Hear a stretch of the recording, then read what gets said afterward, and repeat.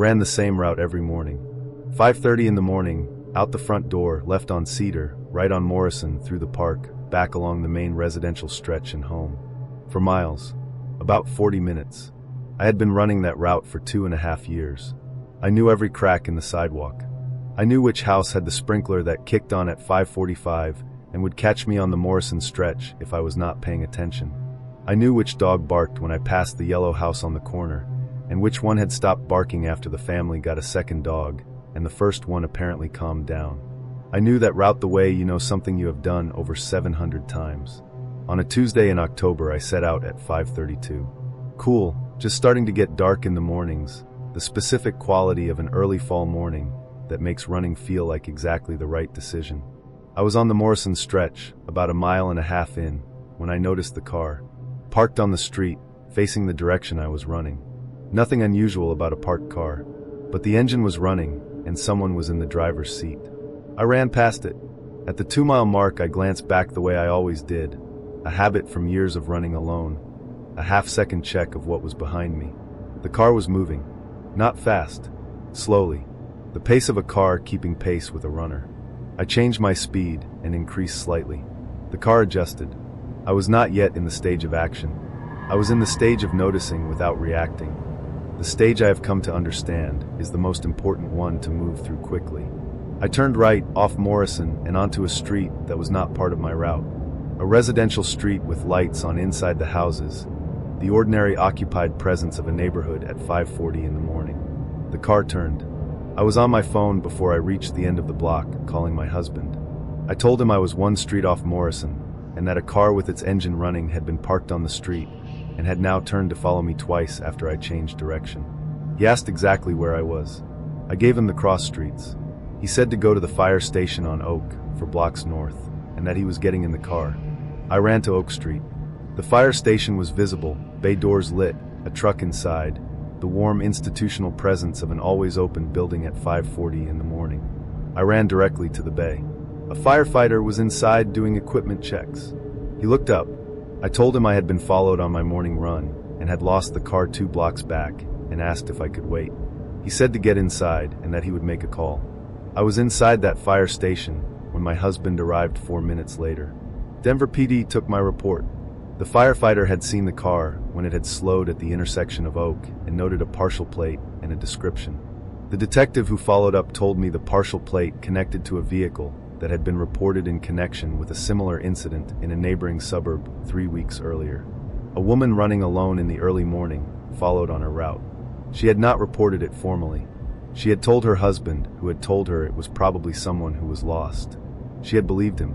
My report was the first formal documentation. The detective said the fire station instinct had been exactly right. Lit, staffed, people who cannot leave. Whatever had been following me made a calculation at Oak Street and decided against continuing. That calculation is what the fire station produces. Know where your fire stations are on your routes. Know your lit buildings before you need them. Because needing them and knowing them at the same time is a harder problem than knowing them in advance. I still run in the mornings, same neighborhood, sometimes the same route. But I know where every fire station is on every street within a mile of my house. And I have never again run a route without knowing where I would go before I needed to go there.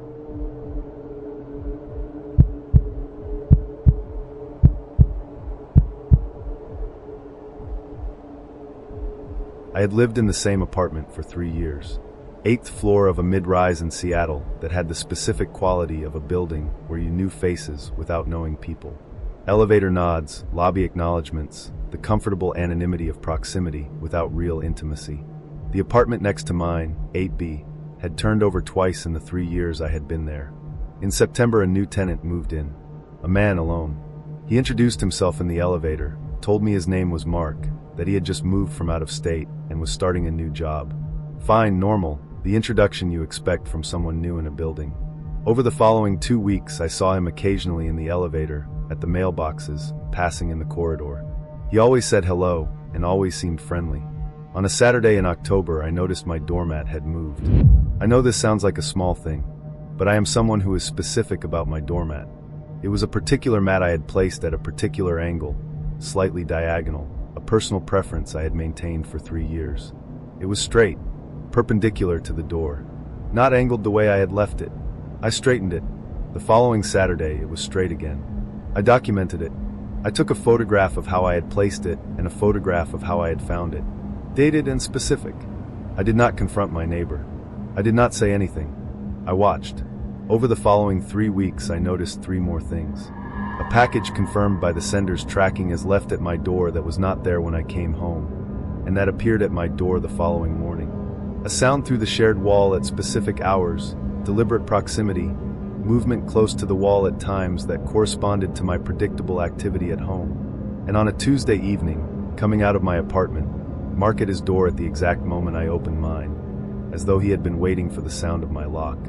I called a friend who was an attorney. She said to document everything, every item, every date, every time, and then to contact building management in writing by email rather than verbally, so there would be a record that the building had been notified. I emailed management with my full documentation. The response was initially cautious, a property manager who was careful and clearly aware of liability. But the email had created a record. I followed it with a call to Seattle PD. Not because I had a specific crime to report, but because I wanted a record with law enforcement that existed independently of the building management's file. The officer who came said the pattern I was describing, the doormat, the package, the wall proximity, the synchronized door moment, was individually explainable but together described someone paying close attention to my schedule and my space. He said my documentation was solid and that he was going to flag the address in their system. 2 weeks later, I came home to find my door had been tried. Not opened, the lock had held, but the door had been pushed and the frame showed a mark consistent with pressure on the lock housing. I called the officer. He came and knocked on 8B. Mark answered, cooperative and calm with an explanation for everything, as always. But the officer had my documentation. 3 weeks of it that predated the door incident. The building was presented with that documentation and the officer's incident report. Mark was asked to vacate. He did. I do not know where he went. I know he is no longer on my floor. And I know that the documentation, started on the Saturday, I noticed a doormat moved 2 inches, is the only reason the building had grounds to act. 2 inches. That is the margin between a documented pattern and a feeling you cannot prove. Document the 2 inches. From the first day.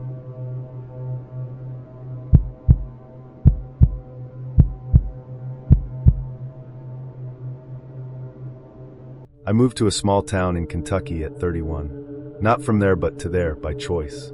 I was writing, I needed space and quiet, and I found a house I could afford on land that suited me. The town had about 1,400 people. Within a month, I knew more of them than I had known in 3 years of living in a city of 3 million. That is the thing about small towns.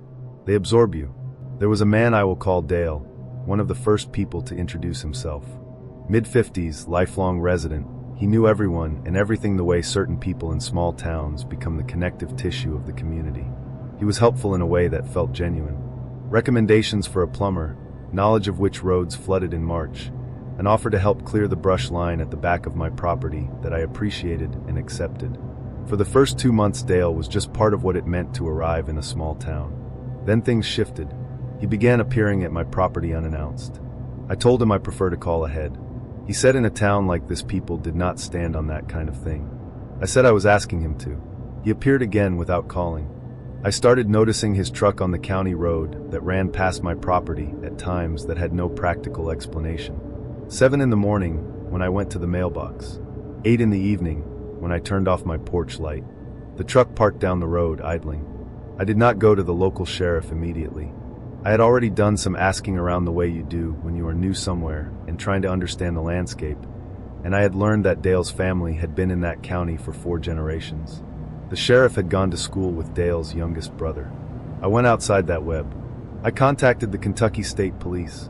I want to tell you how carefully I prepared for that contact. I had 6 weeks of documented observations.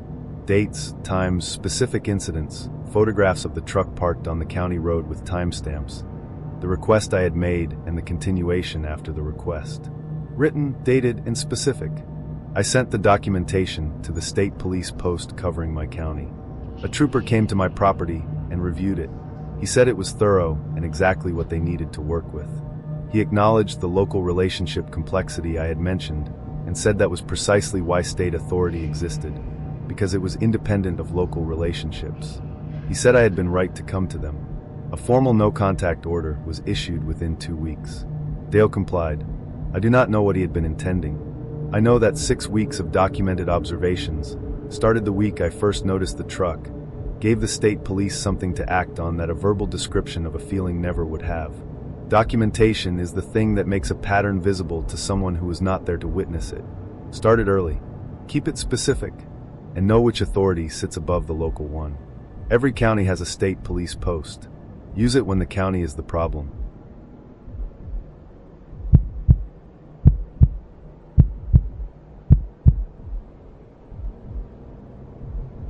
I want to tell this last story carefully, because it is the one that required the most of me to understand. Not because of what happened during it, but because of when I understood what had been happening, and how long it had been happening before I understood it. I had lived in my house in Portland for 4 years. A house I knew completely, one I had made my own, painted, furnished, arranged. The specific intimacy of a home you have inhabited long enough that every room holds your memory. I lived alone. In February I started sleeping poorly. Lighter than usual, more aware, waking at sounds I would not have registered in previous years. I told myself it was work stress, a difficult season, the kind of thing that disrupts sleep without announcing a cause. I did not connect it to anything else. On a Thursday in March I was doing a deep clean, moving furniture, the kind that comes around twice a year, and I moved the bookshelf in my living room away from the wall for the first time in a long time. Behind it, on the wall, I found a hole, small and deliberate, the kind a drill makes and a careful hand widens. Less than an inch wide. I stood in my living room and looked at it. I looked at where the bookshelf usually sat and how it covered the hole completely, how you would need to move the shelf to find it. I looked at the angle the hole was positioned at. If you pressed your eye to the hole from the other side of the wall, from the crawl space that ran along the exterior of my house, you would have a direct line of sight into my living room, my couch, my television, my front door, wherever I sat every evening. I took photographs.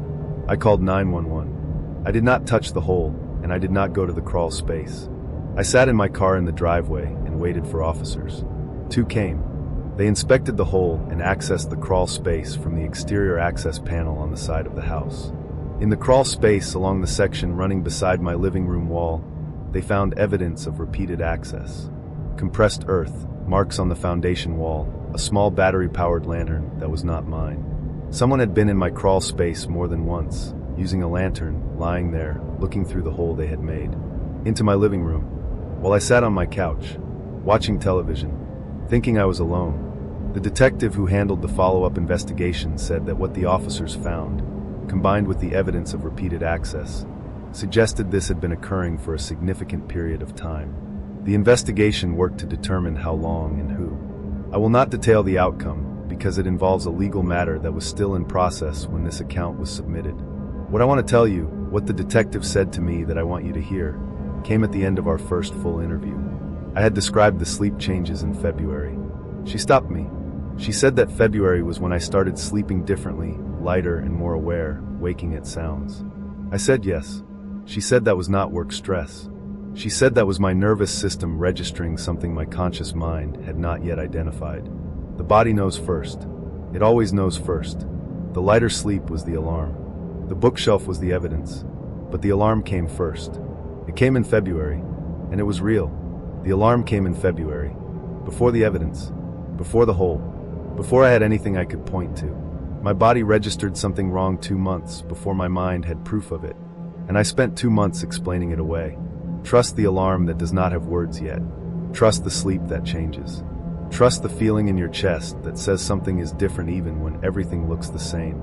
It is almost always right, and the evidence, if you start looking, is almost always there.